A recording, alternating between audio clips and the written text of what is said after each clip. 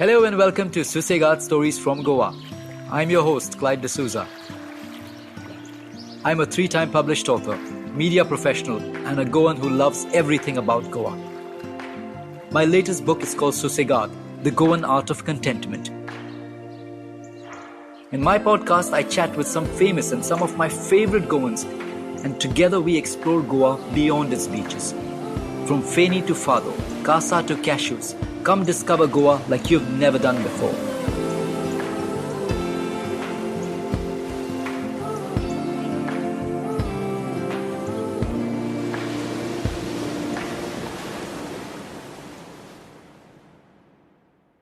When you think of Goa, you think of lovely, lush greens and blue sky beaches.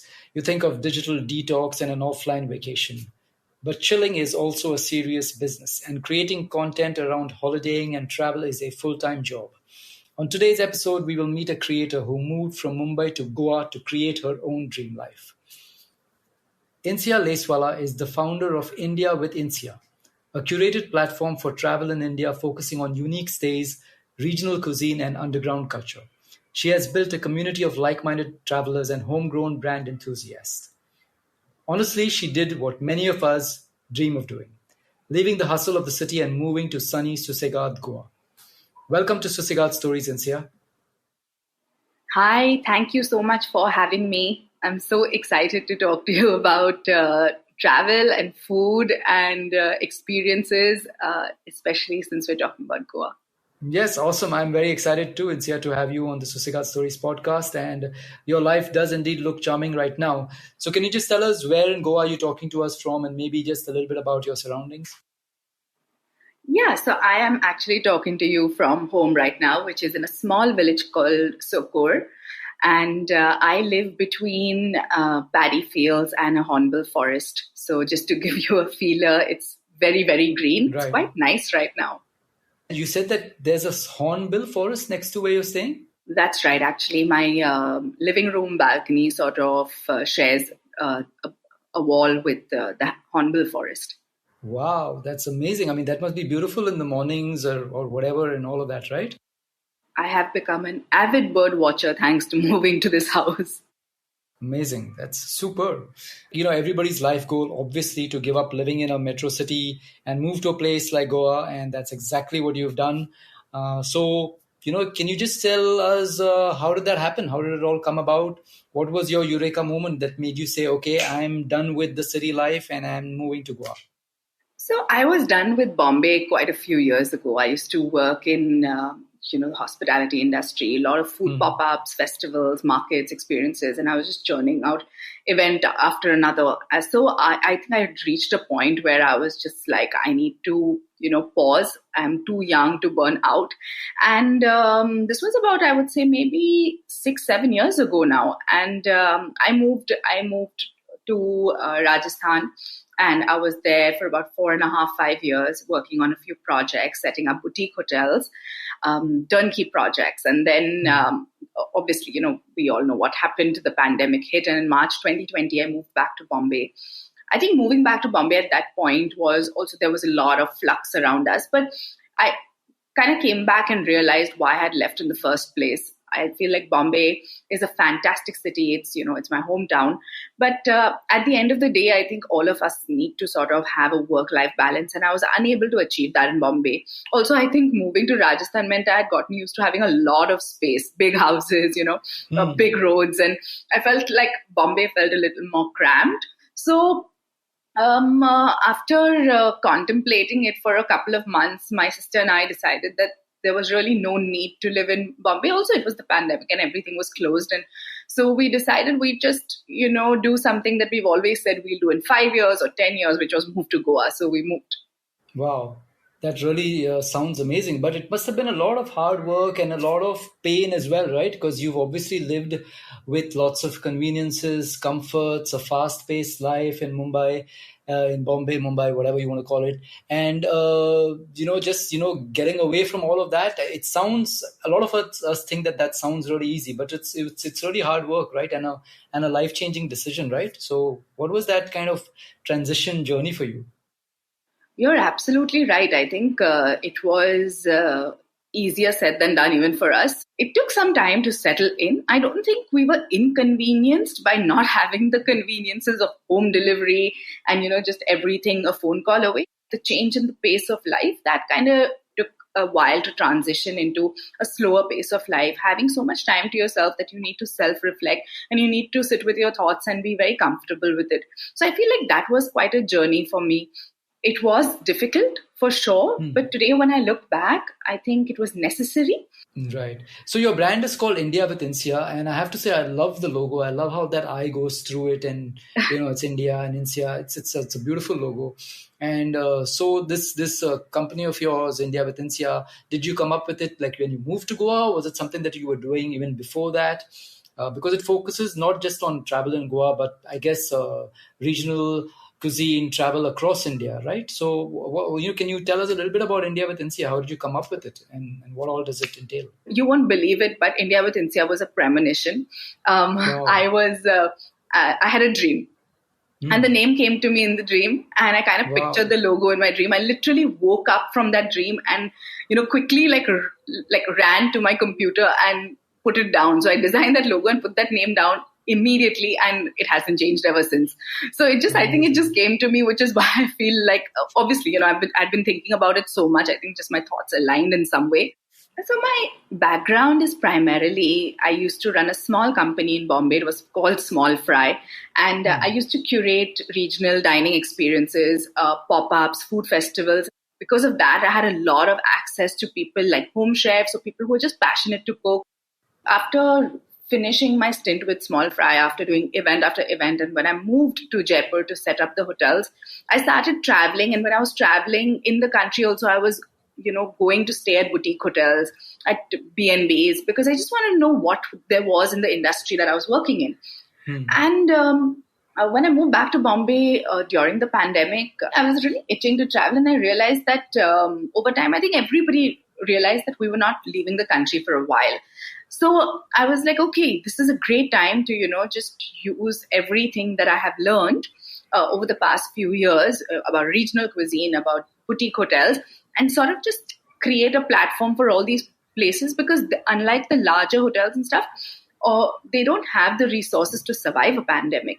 So the idea sort of germinated there. And and that's how India with Insia was born. And my idea was to create content. So even if you look at the website, it's not really a blog. I think it's just informative. It's not reviews. It's guides and bucket lists of places to go to, destinations to go to in India. Where you can stay, what you can do, where you can buy stuff. Yeah, I saw some really interesting guides, like driving down the Konkan coast, or safest places to travel in India for women, right? And they are quite detailed, like you said. So how do you go about choosing these concepts? Is it just something that means something to you, and then you do it, or what kind of research do you do to come up with these guides? Usually what happens is that I'm in conversation with people, somebody's traveled somewhere, and because they know I do what I do, people, contribute. They'll tell me about a holiday that they went to or something unique that they found when they were on a holiday. So I kind of just keep my ears to the ground and, try to just constantly be aware of where people are going, what are they choosing to do. And I feel like over time I've also sort of, built a knack to identify places on my own. So now I try to look at destinations that are lesser known. There are so many destinations that don't really show up on a tourist map, but have such beautiful and genuine cultural wealth to offer. So I try to build my content around that. It happens in two ways. One is where I feel like there is a really unique story somewhere, and then I reach out to people in that place and talk to them and see how to build that story. The other is that because a lot of people know that I do this, they reach out to me and say that, hey, listen, we have a place or we're hosting an experience, and is this something that would interest you? And, we talk about it and we see if we can build content around it. So right. So it's like a two-way thing. So sometimes it is. Yes. So I have a wall of post-its, and I just kind of, Okay. or just keep, every time I think of something, I just write it on a post-it and put it up. And then I try to sort of assimilate the pieces, try and see. I do a lot of online research, try to understand a destination, keep everything really factual so that it's convenient for somebody to travel. Is it safe for women? How to dress, what is the best time to go, what kind of weather you can expect, what kind of food, especially, with dietary restrictions and stuff like that.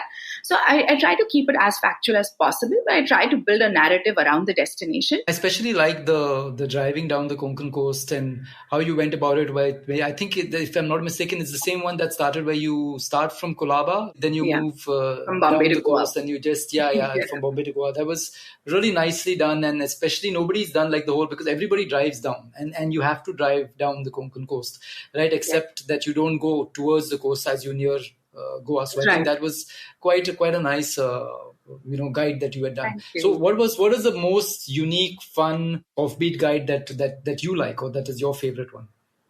Actually, the most offbeat one would be the Uttarakhand, the Garhwal region guide. I really enjoyed that because it was completely different from what I had planned or expected. I also think the Konkan coast is something so simple and so accessible to people. Exactly. I feel like that is something everybody and anybody can do, right? Because Savantwadi, Ganpati Pule, Exactly. Dapoli, these are like beautiful destinations on the coast to go to. And, with the influx of your saffron stays and your Airbnbs and your small boutique hotels and your bed and breakfast, there is access to so many nice places to stay when you go to these places. Now you don't have to worry that, oh God, where will I stay if I go to like a small town? Right. And I think even the locals have kind of, like perked up to it, and now they kind of understand that's that can be part of their livelihood. So have you also seen like some sort of change where, like very, very local people kind of understanding that now, tourism can be a part of their entire livelihood? Absolutely. There are people who have homes in these places and have put them up on, like, for example, Airbnb. Yeah. So obviously Goa is like the place that everybody thinks it's the best place to chill. And like you said, it does offer a good work-life balance. Now that you've moved to Goa, do you think that you have a nice balance? Are you happy? Obviously you can hear a lovely and see a beautiful hornbill. So I'm sure it has. But how do you go from like vacay mode to work mode? You know? You know, the most beautiful thing about living in Goa is when you go on a holiday and when you have to come back, you're like, oh, I'm just going back to Goa. You're not going back to a big city. So there's the feeling of coming back from a holiday is no longer like, oh God, my holiday is over and I have to go back home. So I think that from a holiday to a holiday. Absolutely. And it's such a great feeling. And along with that, I think I feel like because I'm not spending so much time commuting or, in a rush to get somewhere, I think that I have so much time to myself. I spend a lot of time on my own, and I think there are some sort of hard do's and don'ts that I have set up for myself.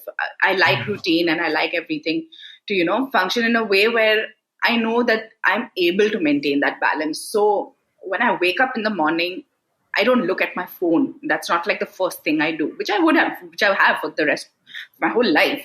But I have actually a little clock in the room, that I look at to see what time it is and not on my phone.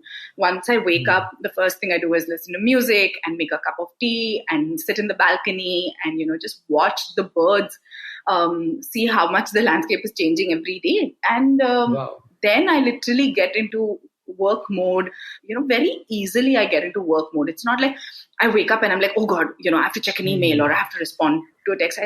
I'm being mindful about how I use technology to my benefit, and not as oh my God, I have to look at this or, some. Yeah, you don't get into doom scroll right from the time you get out from the bed. Yeah, absolutely. Yeah. So I think Go allows you to do that. Also, it's really conducive for people who are creative. There are such wonderful co-working spaces and you can meet such interesting people. And in Goa, I don't know, the mindset is usually such where people are always open to have a conversation. Even if you're alone sitting and working somewhere, somebody will come and a conversation will begin. So I kind of really enjoy that about this city. Right. So, I mean, now because you are someone who was not originally from Goa and you moved to Goa, how was it mingling with the locals? And like Goans have this word, I mean, Now I don't know. Now I think they're a little more welcoming, but otherwise in some places they say bhaile. Bhaile means an outsider. I'm sure you've Outside. picked up on some Yeah. company, right? Yeah. So they say te bhaile, as in like that person is from That's outside. So outside. how did you how did you encounter this, and what was the ground reality of it, and mingling with people, getting your work done, setting up the business? How did that all work out? I think I was very fortunate, honestly. I've had a wonderful support system. I had a couple of friends who lived here who I've known for over 2 decades. So I Hmm. think having them here was, it was a grounding factor. I feel like I don't find it very difficult to Hmm. sort of have conversations with people just because of the kind of business that I'm in. So I've not really been at a point where I felt like, oh, I feel like an outsider. Not at all. I call myself a new settler because that's who Hmm. I am. And I know that all of us in the pandemic who moved to Goa have sort of created an impact negatively and positively. Hmm. And I know that, sometimes I remember I went to a garage in South Goa to just, I think I had a flat tire or something like that. And I went to a Right. garage and I was chatting with the garage owner while the guys were fixing my car, and because he saw my number plate, and I have a Rajasthan Hmm. number plate because I bought my car when I was there, and he's like, "Are you from Rajasthan?" And I was like, "Yes," and I live in the north, and I was like, "Are you bothered by all of us who moved here?" And Hmm. because he was really chatty, and he's like, "Yeah," he's like, "We're hoping that at least this doesn't happen to the south." He was so chill about it, but and I understand. He's like, He was people honest. come. Yeah. He was Hmm. honest, and he's like, people come and they destroy the landscape. It's okay if people Yeah. come and build houses in the same style as the houses in the village, and not Right. building these fancy villas and big hotels and malls. He's like, then we Hmm. understand because people are sort of adding to the economy, but here they're just destroying the landscape. And I think that was his concern, and I see that, right? Like when Hmm. if you drive through Asaga and Seolim, everything looks like a construction site right now. Yeah. So I mean, respectfully, we have to accept the fact that yes, we are causing some kind of a negative impact while we're here. Right. I've been speaking to several others as well for the podcast, and there is a joke that someone mentioned that Asagaon is currently being colonized by Delhi. Yes. Yeah. But the person also mentioned that there is a lot of productive not only from a financial point of view but also productive creative influence that's happening with Goa, and a lot of them are adding to it. So there are, like you said, it's a double-edged sword, and there are two Yeah. ways to look at it. So I guess as long as you respect the culture, you assimilate in a way that doesn't change the culture, because if everybody changes the culture, then we won't like, what Goa used to be, or any place for that matter. So I think that's an important thing that you said, which is the assimilation, but being mindful of the local culture and Yeah. habits, I guess. Right? Yeah, I feel like a lot of people who've come in, especially because you mentioned creative people, have really added to the culinary scape of the Yeah. state. Today, Goa, I feel, is the center. It's at the epicenter of Right. culinary tourism, and Absolutely. the kind of restaurants and the kind of cuisine that you can explore in Goa. It's fantastic. I don't think Goa was like that before.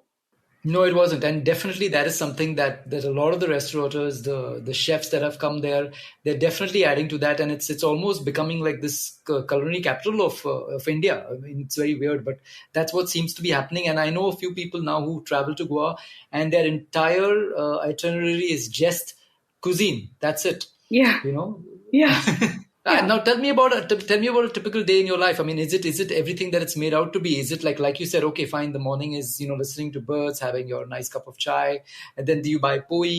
Do you have a co-working space that you go to? So it's a mix. I like to work out of co-working spaces when I need to think, because I feel Hmm. like at home I get really lazy, and Ah, I just want to sit on my couch, and then it's hard to think. So I, I do work out of co-working spaces, and that's primarily for creative stimulation. Otherwise, usually it's you know about 10:30 in the morning to 6:30 in the evening. It's at home, and hmm. with a lunch break and a 20-minute nap in the afternoon after Wow, the lunch, because that's siesta. really important. I mean, I have It to is, really fit into absolutely. the culture, right? So Absolutely. it's Yeah, see, you're assimilating. yeah, totally, and it's a great feeling. I think it's made me very, very productive. And I am a big film junkie. I love to watch Hmm. shows and Hmm. films, all kind of stuff, and I love to read. So my evenings are always usually that, unless I'm out, and I tend to eat dinner by 5:36 in the evening. So Wow. if I am going out to eat, it's usually a lunch, and if it is in the evening, then it's on the weekend. But I'm an early eater, so I kind of like my day ends by 6:30, and then after Wow. that, And it's this just early dinner happened only in Goa, or was it always that you had uh, such an early dinner? I was always trying it out for a few years. I was giving it a shot, but I was unable to achieve it because just I think my lifestyle in other cities didn't sort of it was just wasn't conducive. So I Yeah. think Goa has helped me do that like very, very well. I eat a Wow. big breakfast and I eat a big lunch, and then I eat something at about 5:36, and then I'm kind of done, and I don't feel like binging, and I don't feel like snacking or any of those things. Right. Wow. Okay, that's amazing. And what kind of a co-working space do you go to? Is there something that you like to Yeah. mention, which So is? there are a couple of places. I live literally between Para and Panjim. So Hmm. sometimes I go work out of Cafe Rasa in Panjim, and sometimes I work out of Barefoot in Para. So both are really like 15-20 minutes away from my house. So it's super convenient. Wow. And do you find a lot of other creative people also who have moved there? Is there like a nice community that's building up of people who have also, taken Yes, that step? absolutely. Yeah, it's a lot of creative people and across the board. It's not just artists, but it's people in hospitality. It's people Hmm. in who work in the digital world. There are all kinds of people who come to co-working spaces, and I think that's the charm of it. Right. Wow. So what would be your advice for people who want to move to Goa and, set up life over there? What would you say to them? I'm I sure you think, have these conversations with everyone. You meet, you guys talk about it and exchange notes. So yeah, what yeah, is like? There are people listening to this podcast who are probably thinking, okay, I need to make that move to Goa or Kerala or Pondicherry or wherever it is. Hopefully it would yeah, not just be yeah, Goa, but yeah, a lot of these supposedly idyllic places. So what would yeah. you say? I would say that if you want to move, move. If you're unhappy about where you are, that means it's time to move forward. And I think you should Hmm. move and give it a shot because you'll never know whether it worked for you or not. I don't think it works for everybody, but I do think it Hmm. works for a lot of people. So I think you should make the move because sometimes, moving into a new physical space Hmm. also makes you sort of transition into a different mental space. I don't know if I'm Hmm. like being very clear about it, but I think that moving to Goa, being in the environment that I am in now, has completely changed the way I think, the way I look at life, the way I look at work, and sometimes you need that kind of headspace. And Hmm.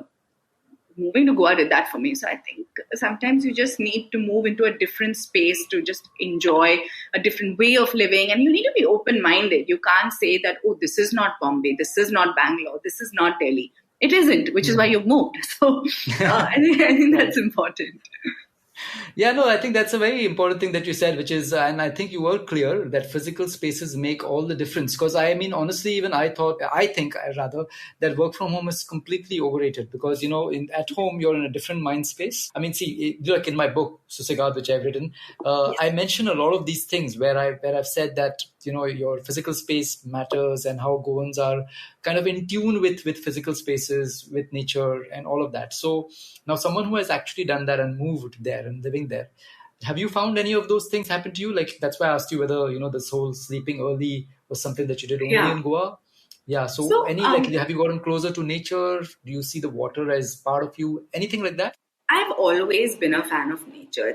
I really enjoy like a lot of my holidays are also like that. But I think coming to Goa has sort of allowed me to explore things that I feared. I Hmm. wasn't a big fan of the water. I love to be on the beach, but I was not a big fan of being in the water or being underwater or any of that. And I went quarry Hmm. diving, and that completely changed. Wow. And I went surfing, and I was I think being in Goa has allowed me to do a lot more than just eat and drink. It allows me to go and explore. It allows me to do new experiences. I went e-biking on Charao Island. I did like a cocktail workshop. I did pottery. I just think that it allows you to connect to many aspects of you, which you possibly don't know you will enjoy because you may not have had access to it or may not have had time to look into it. So I feel more connected to myself when I'm in Goa because one, yes, you're in open spaces, you're spending Sundays on the beach, you're going to open air movie nights. You just have so much access and it's so affordable that anybody can do it. Right. Okay, so that's all the great stuff. What is the one thing that gets your bone? like what is it that you do not like about Goa? What's kind of like, the thorn in your side when it comes to Goa? Oh wow. I'm trying very hard to think of something I don't like about being in Goa. But nothing really, honestly. I don't think I'm not fibbing. I just can't think of a single thing that I don't like. Yes, okay, I don't like people honking, but then I don't like people honking anywhere. So, yes, what I don't like. Maybe can I give you a tip? I think they're honking more when they see the RJ plate. I think so too. That's a secret among Goans. It's like if they see a plate which is like, okay, not from the city, not from the state. Yeah. All right, let's give them, a bit of a tough time. Yeah. I just have to ask you because you mentioned quite a few activities that you've done, and there is one very old school activity which not too many Goans do now, but because of course now you have tap water and all of that. But have you had a well water bath? I have not. Oh, Insia, you must. Oh my God, where can I do this? Find any home that has a well, and just take the water from the well. Yeah, and you have to have it over there, right? Okay, so. Okay, that's something that I always do whenever I go to my. Yeah. It'll be an awkward request, but maybe they'll understand. I have to do this. I'm going to figure this out. Thank you. Yeah. Trust me, it's a thing, and you should do it because that's what I mean. Like whenever I go to my ancestral place in Goa, I mean, even though now there is internal plumbing, but it's just a thing to do, and it's just very refreshing and it's fun. It's almost as good as surfing. I'm going to put this on my to-do list right on top. Yeah. Please do. Great. Yeah. So, okay. Now, what is the next step for India with Insia? Right now there's a lot of, like you said, it's a platform. There's guides, and your Instagram, of course, is filled with a lot of beautiful photographs and some videos. But are you branching out more into, let's say, video content that you plan to do? What do you think is the next step with it? Yes, you're absolutely right. I think video is the way forward. I've just last month launched a series with Urbanot, which is a discovery platform for experiences. So Urbanot and I have sort of come together to just showcase the different kind of experiences that you can sign up for. And we're building little videos around that. So that's been new and that's been fun. I want to look at some serious content writing this year. I want to build some extremely unique guides to some extremely unique destinations in the country. I think the focus is that there's no rush to, sort of like build something larger or scale up or any of that. I think I don't want to take the fun out of it. I think that's the biggest parameter for growth right now, that it should still be fun and I should still not have like a, sword hanging over my neck saying that I have to meet this deadline and I have to do this. I think everything just should happen organically. Right. You want to enjoy the journey, I guess. That's absolutely. Every moment of it. Wow. So you've grown your roots in Goa now. Would you say that? Oh, I think it's too soon, but it's just been a year. But I feel like feel my feet are on the ground. I feel like I feel very, very connected to where I am. Nice. That's great. Okay, lovely. So now I want to start my next segment. It's called the Susegad Secret segment, okay? Now, as you know, Susegad means peace, quiet, relaxation, right? All of those things, which I'm sure you've heard the term a lot now that you've been staying in Goa. So as someone who's moved there, what is your Susegad secret? What brings you Susegad? What brings me Susegad? in the literal sense, it's that 20-minute nap in the afternoon. It really, like, it is the most blissful thing that one can do in a day, and it just changes your perspective towards life, just to have that. But Wow.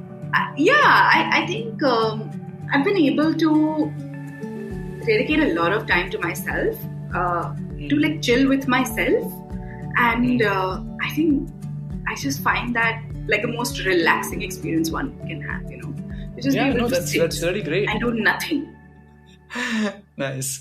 Okay, now my next question has got nothing to do with Susegad and nothing to do with Goa, but it's a question that I like asking a lot of people who have made, certain moves in life and are generally creative, introspect, and have thought of things.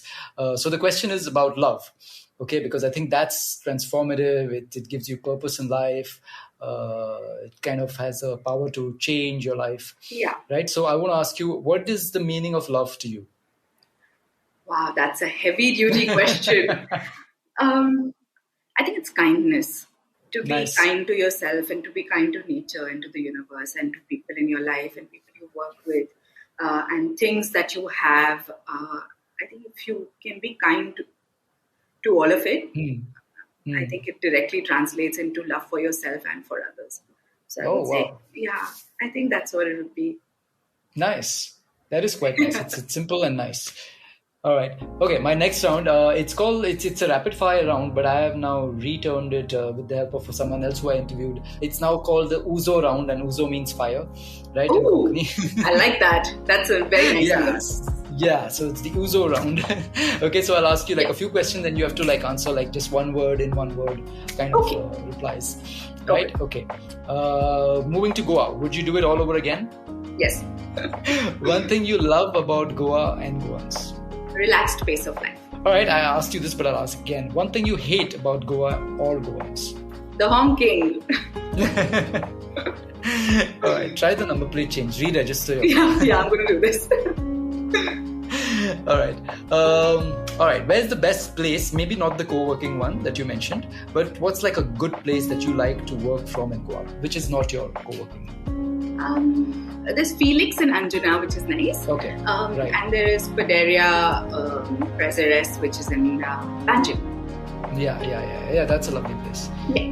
Okay, nice. All right, now that you've been in Goa for some time, I'm sure you've picked up on some Konkani, right? No. Okay, then good. So I'm going to still ask you the question. I'm still going to ask you the question. Yeah. Right. What's your favorite term or Konkani phrase that you maybe know right now, and maybe give an example of it? Say it in a sentence. This is something I think I love to say at bars. Maka ice naka.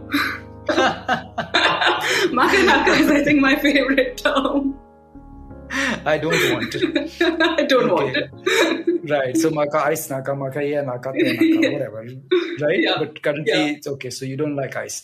No. Okay. So maka and naka are the two words. Maka naka is, yes. Okay, that's good enough. Hopefully, maybe when we talk again, you'll have picked up. It'll become Makazai. Yeah, Makazai. Yeah. Great. Wow, Insia, that was a lot of fun. It was a very, very, very fun conversation. I really enjoyed it. And you've given some really interesting insights, to people who are listening, who are all maybe considering, moving either to Goa or some other city, because I think that phase of city living has run its course. And while, of course, no city is ever going to, die out, but I think everybody is thinking about living maybe in quieter places, maybe in their own hometowns, maybe in their native places, or other places like coastal places, or maybe mountain places. So I think you brought up some really, really great points, and I think it will help the listeners quite a bit. So wow, that was very interesting. Thank you. It was such a fun chat. I don't know where time has gone. I think I just feel like we just started. It's been so nice. Thank you. Okay, wow.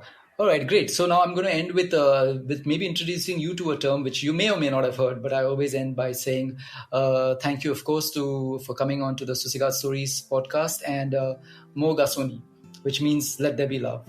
Oh, that's really nice. What is it called? Moga? Mog means love, right, in Konkani? Yes. Yeah, and Asuni or Asu means let there be. Yeah, so Moga That's Suni. very So I'll say, if I say Moga Suni Insia, then you should also say Moga Suni Clyde. So yeah. Moga Suni Clyde.